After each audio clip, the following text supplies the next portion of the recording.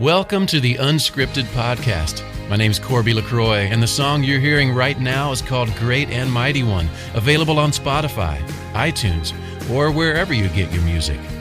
But for now, recording from the Unscripted studio at the Junction in Old Hilliard, here's your host and my friend, Aaron Conrad. Great Redeemer, God of grace.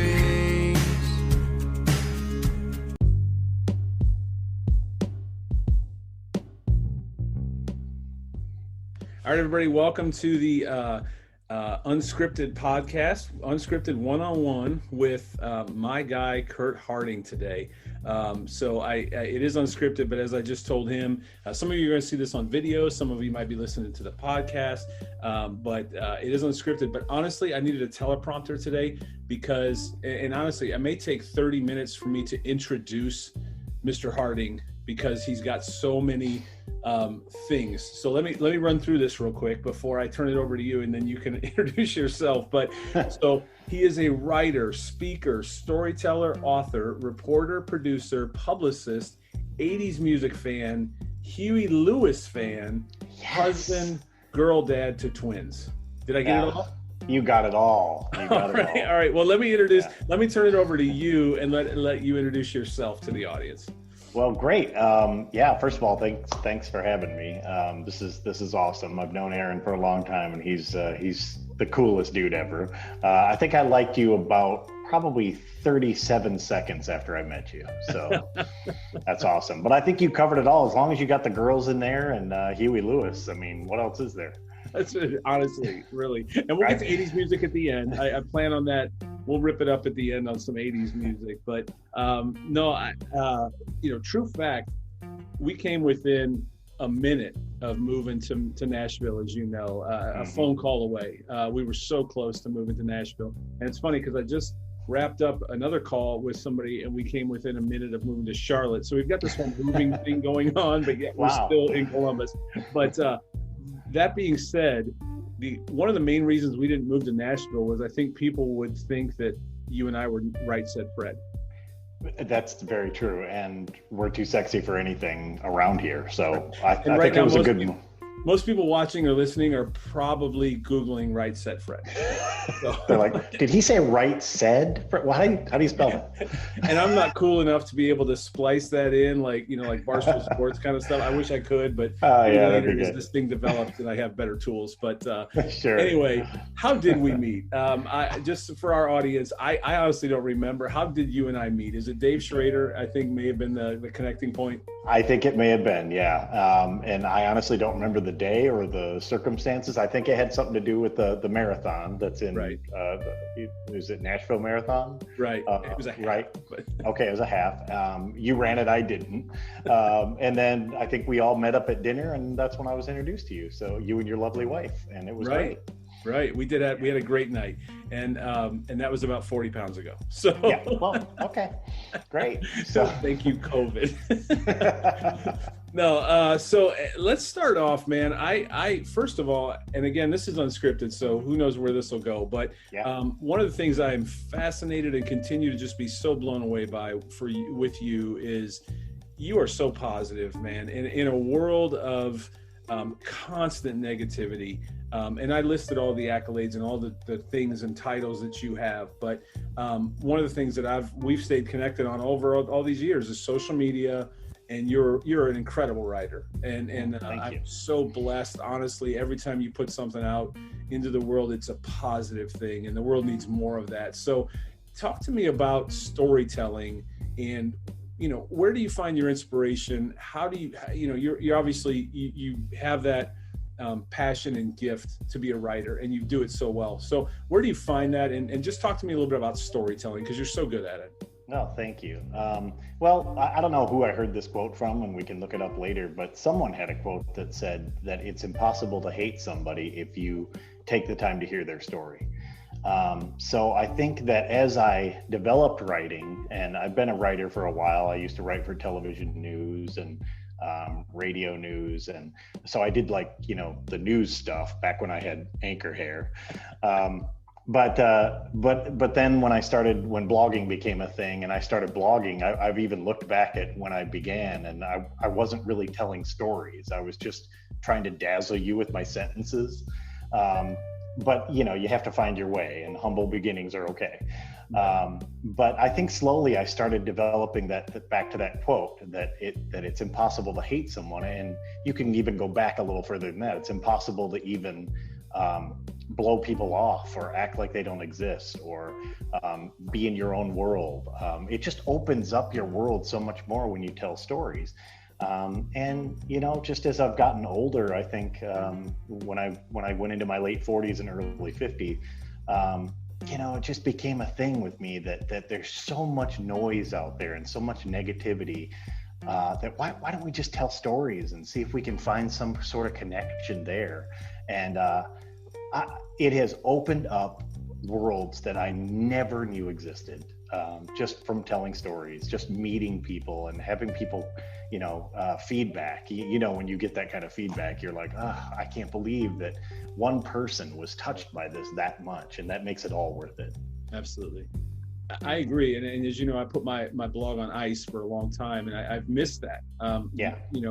Yourself. I mean, we met because of Dave Schrader, whom I met because of my blog, because and I think it's amazing when you step into those opportunities and something as simple as a blog. And I think blogging is somewhat archaic now. It seems like it's maybe going away, or it's not as cool as it used to be, or whatever that might be.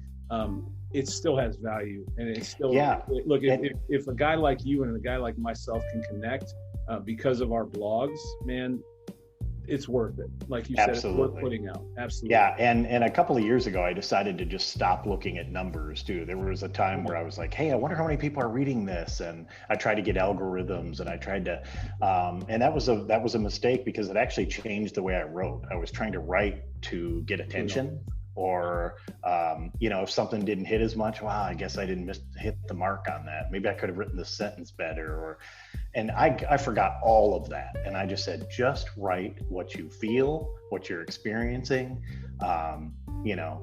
keeping those principles that you already have in mind, which is storytelling and how this can affect one person. It doesn't matter how many people are reading it. It really doesn't. You're putting it out in the world. You're being creative. You're doing what God intended you to do. Yeah.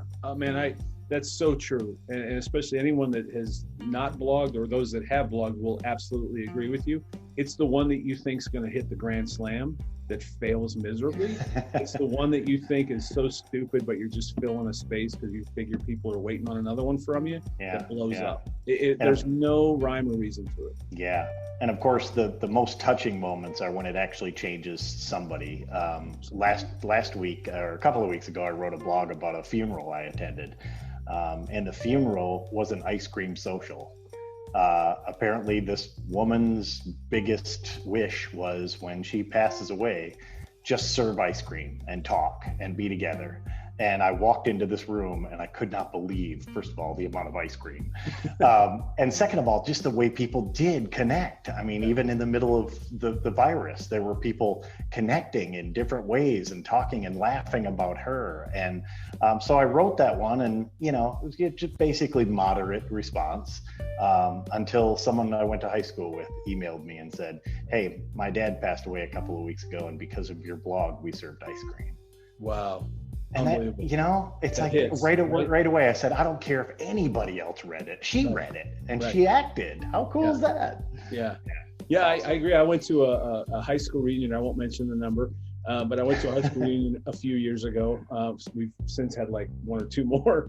But honestly, I walked in and people are walking up to me that I haven't seen since high school, and they're telling me, man, I follow you. I read this, I read that. And again, mine has not been as active. But at the time, I'm like, wow, I mean, I didn't think anybody read this. And like you said, I think when you first start, you are a stat watcher and you're a number watcher, and you're it's almost like the stocks. You live and die by how your numbers were the day before. And then I think you do reach a point for most people. Now, some people are for this for the business, and I've never been in for that. And I know you're not either. It's just more or less, let me just change the world as much as I can with my little circle of influence. And it's powerful when people come up and say, man, that thing you wrote, and they quote something you wrote, like, and I'll talk about this in a minute. You've actually put books out into this space, but I've never done that. But for somebody to quote you, you're like, man, I wrote that in the middle of the night in my pajamas. I couldn't sleep, and I thought I'd throw this out there. That's powerful. So storytelling we need more of that in the world, and we need less noise and more stories, because there's great stories. Absolutely. So, speaking of stories, talk about Tale of Two Kitties, because it's awesome. My girls loved that book, and we still we still have it. So talk about Tale of Two Kitties. Well, I learned a lot of lessons on this book. It was a children's book, and it sat on my computer for probably 6 years, and I'd keep going back to it going, wow, I feel like I have something here, but, just didn't put the time into it. And it really just, when it was finally finished and actually became a book, it really taught me that, why did I wait so long? I let those voices of you're not good and you shouldn't write and you're not an author. And I let all those voices in. And the biggest lesson I learned from that is, if you've got a book or if you've got an idea, just get it out there, write it, and ask for help if it's not perfect. There's so many people that will come forward and help you. There was a book. It's already 10 years old, which is amazing. Wow. My girls were 10 and now they're 20. Yeah. And the bad part about waiting to finish it too is, even when they were 10, they were like, oh, this is cute, but it would have been better for them when they were like 6 or 7, They were like, so when are you going to write Harry Potter? Right. Like, hey kid, don't push it. That's right. Absolutely. But it was a fun project, and I will do more of that. Well, I love it. And again, this is unscripted. So, but anybody, and before we get off of here, and before, when I put the post up, I'll have the links for everything that we talk about, because I'd love for people, especially people with young kids. It's a great book. It's just fun, and it's the art, the color, the artwork, everything's awesome. It's my girls absolutely love that book. So great. And we'll circle back to Girl Dad, because that's before we get off of here for sure.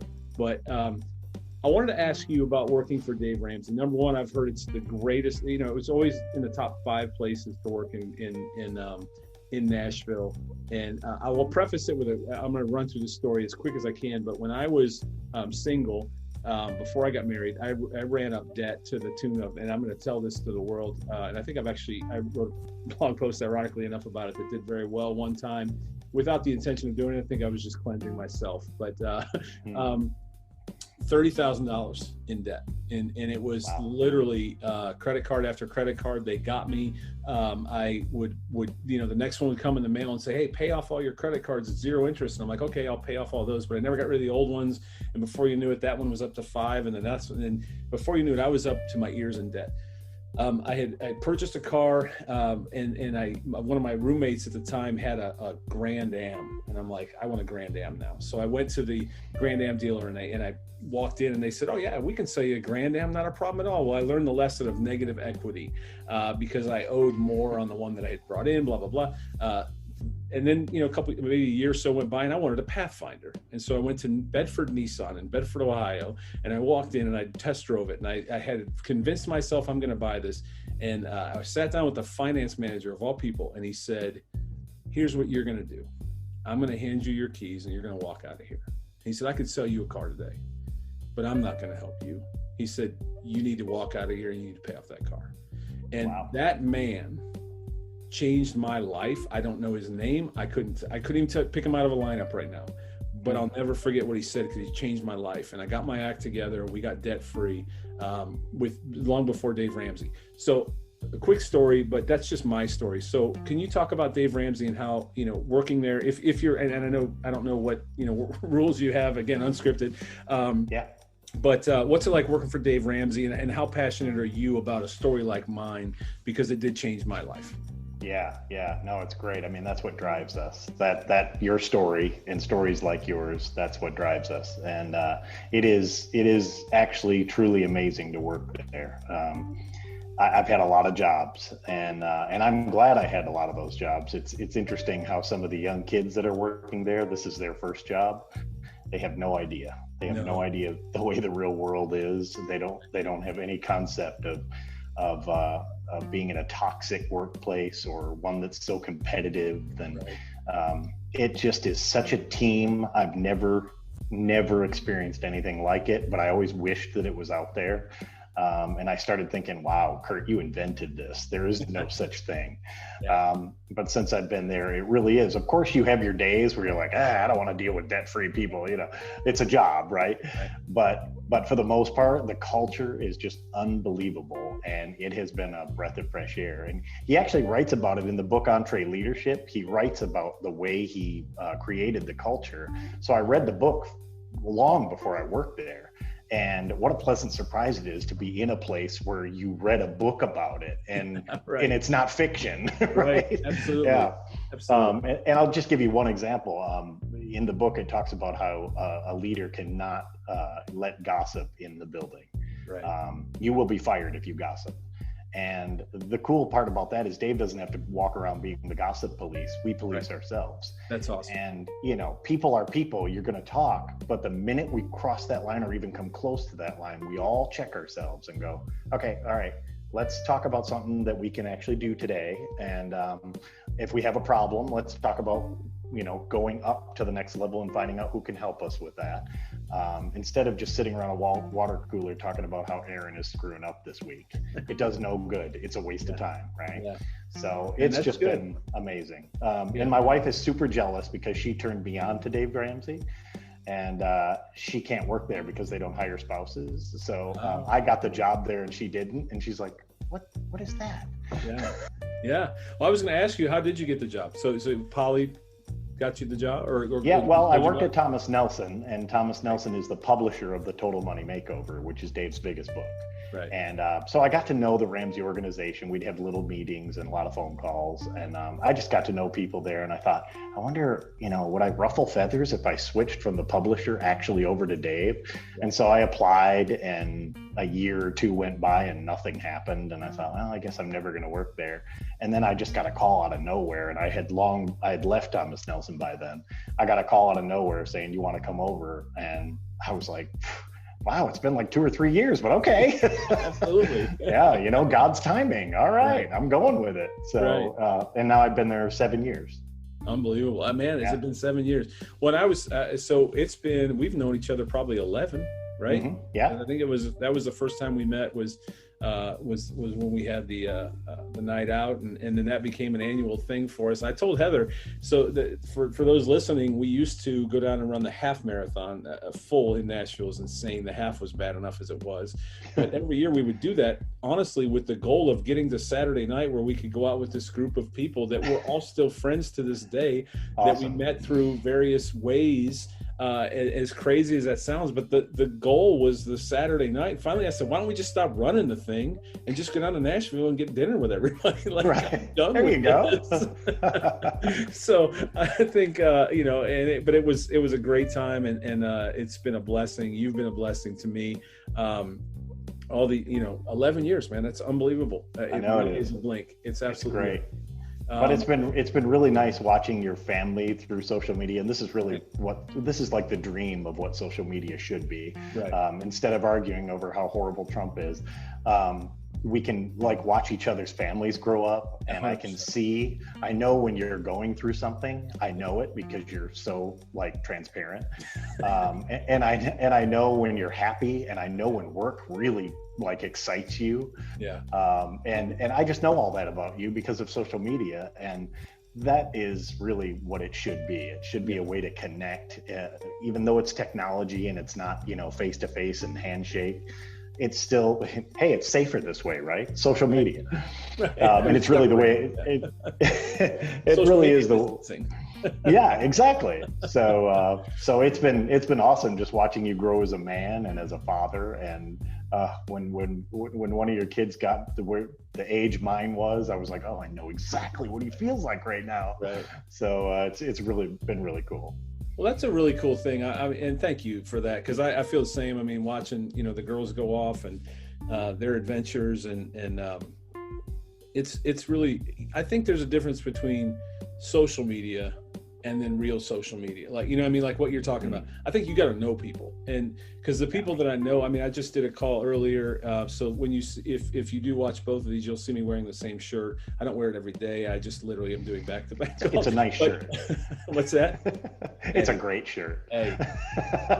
No, but you know, both of these calls have been people that I have met through the internet, as creepy as that sounds, I guess. But at the end of the day, we've stayed in touch and we really know each other. Again, like I said earlier today, band of brothers. You know, we've walked through things together. We've prayed together over text. You know, you've sent me one, I've sent you one. We've walked through things, and for you to be able to pick up, man, that's powerful. I'm not gonna lie.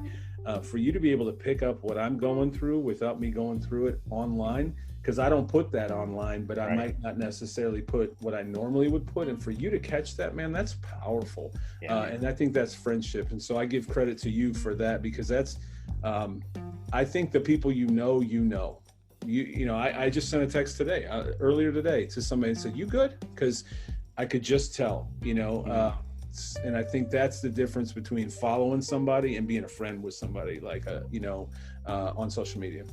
Right. That's really good stuff, man. This is why it's unscripted. I love that. I'm gonna take that with me for sure. I'm gonna keep that. So let's thank you.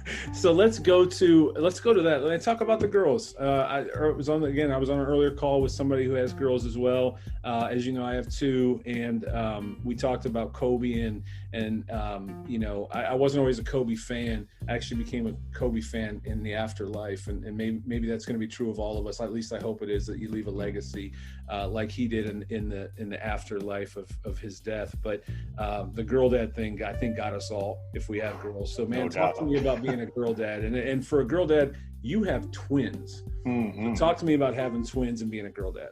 Yeah. Well, I mean, they're everything, you know. They're 20 now, and I've got one in the Navy, and I've got one still at home. She spent a year in college, and now she's back attending college locally.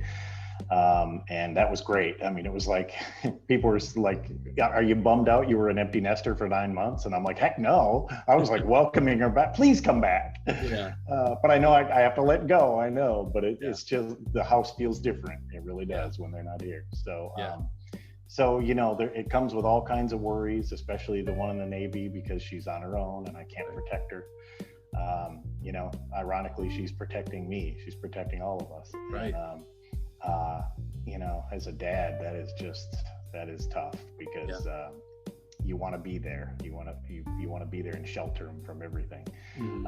But of course, I've got just massive pride for both of them, and I love everything about them. I love their shortfalls. I love their failures. I love their successes.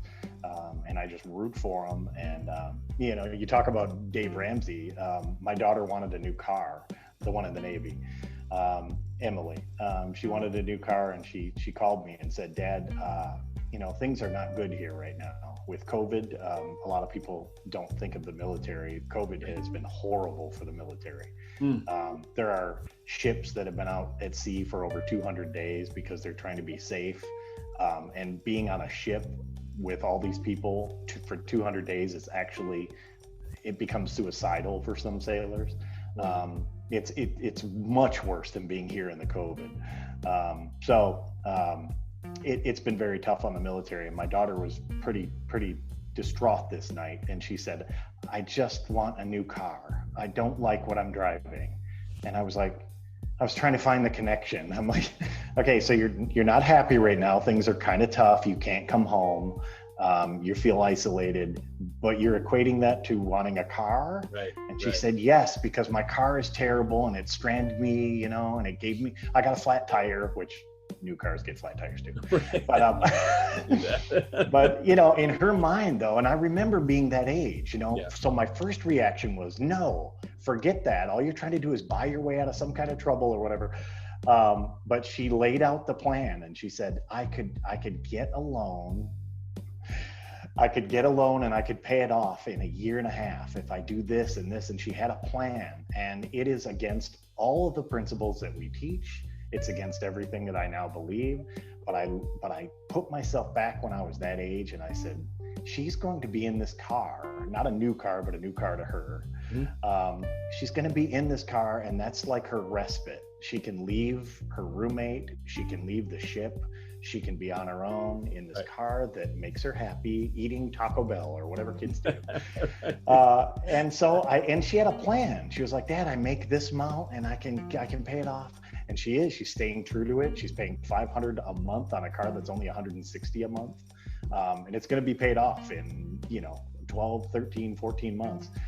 So when she called me though, she was so scared that I was going to just like rip into her plan, and that the Dave Ramsey in me was going to come out. And I was going to be like, you are not going to get a car loan ever. And I just said to her, honey, I'm here to listen to you. You are now an adult. You're 20 years old. What you're going to do, you're going to do. I'm your friend at this point. Let me just tell you what 3 options you have. You could go ahead and get that car. You could keep the one you have and save up a lot of money and go in and pay cash for that car. And I just laid it out. And I said, but I'm not going to tell you which one to do. I'm just going to tell you what I would do if you're asking. Yeah. But you're not asking. You want that. So go for it. And I think that was a real turning point for us, because Megan listened to this conversation too. And she was like, okay, so Dad is not going to put the hammer down necessarily. He's just going to give you options and say, look, I'm going to love you either way. But here's the truth. And here's how the truth, as I see it. You're 20 years old, make a decision. Right. And real breakthrough. But long story to say, I love them, and no matter what they do, it's awesome. Yeah, you're right. Right. I mean, that's it's just part of it, and it's the greatest joy in my life. I could lose everything, but those 3 and my wife.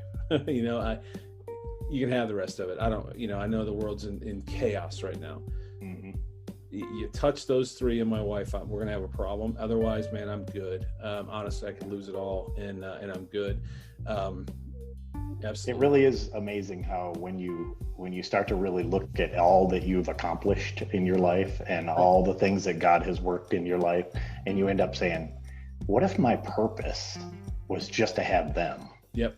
I believe it's scriptural. I mean, God gave them to us for a reason. Yeah. They're all. It's the best. It's absolutely. It really is. But what you said, my mom used to have a phrase that I hated growing up. I would ask her, Mom, in your example, could I buy a car? I want to buy this car. And she would say, do you want me to tell you what you want to hear? Or do you want me to tell you the truth? And I always knew it was because the truth wasn't what I wanted to hear. And that was her way of saying, man, I'm totally against whatever it is you're thinking of. And so I'd always say the truth, and then walk away, tail between my legs. But I hated that phrase. So, man, this is going too fast. We got to do this more often, and maybe we don't have to do it where we record it. But couple things real quick before we jump into 80s music, because we gotta cover 80s music. Absolutely. What is your site? And is your social media, any contact information? Because I'm sure after hearing this, whether it's one person or 1,000 people, again, you and I stopped watching stats a long time ago. I don't do it for that. But I do put it out there. So if there is somebody that wants to get in touch with you, how can they reach you? All right. It's just easy. It's CurtHarding.com, and that's CURT. CurtHarding.com. You can find everything there. Email addresses, the book is on there. Any kind of way to get a hold of me is right there. So that's it. And I'm on Twitter too, @CurtHarding. So yes, he is. You can find me there too. Typically, or you can just look at either one of our streams, because you'll see the song, an 80s song, and then equals brilliant, and then add either Curt or add Aaron, one of the two. So let's talk about that before we get out of here, because we got like 1 or 2 minutes.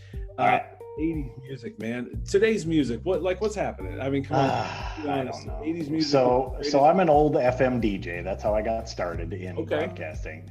So in the 90s, I was an FM DJ and then a club DJ, and that's how I met my wife. She was a bartender and I was a DJ. I didn't know that. Yes, that's how we met. And so there I was jamming, Salt and Pepper, Push It, and she's down there serving drinks. That's where we were.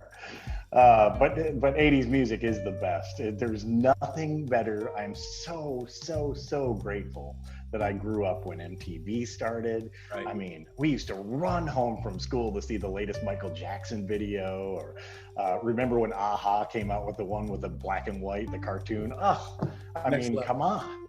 Exactly. Yes. So yeah, it's still a thing with me. I basically skipped the 90s, which is interesting because now I listen to some 90s music and I go, that wasn't bad. I was still in the 80s. Right. But I tell you, but I do have a bone to pick with you. You don't like Tracy Chapman. Oh, yes, I do. Yeah. Because I could have sworn that you said you didn't like Tracy Chapman. I'm like, oh, no. She's one of my go-tos. You're thinking of somebody. There's another bald guy in your life. There's a lot. Unfortunately, that's another show. Chapman was the bomb. I mean, honestly, that first one, next level. Honestly, there's nothing better. Better. The Promise is my favorite song. Oh. Awesome. Yeah. Or the cover. See, now we're going to get into a whole people just hit stop, or people are gone. This is you talking. This is awesome. So this woman sits behind me in the cube behind me at Ramsey, and she goes, "I heard that you were a DJ. When were you a DJ?" And I go, "That would have been 1989." She goes, "Oh, I was born in '96." I was like, "Oh." Sweet. You missed it all. Right. But thanks for making me feel like an old guy. Yeah. It goes too like our time today. It goes too fast. We got to do this again. We need to probably just do it and not record it. But man, thank you for being on.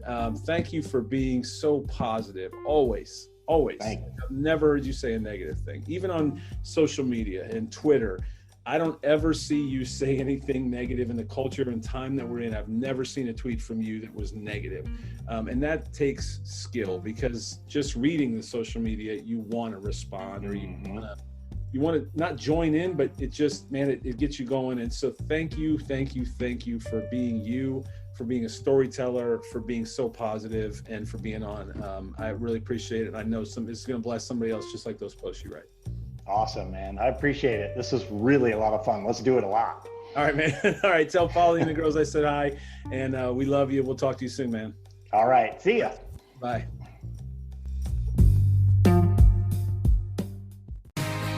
This has been the latest episode of the Unscripted Podcast with your host, Aaron Conrad, from his studio at the Junction in Old Hilliard. Make sure to like, share, follow, and review on your favorite podcast platforms.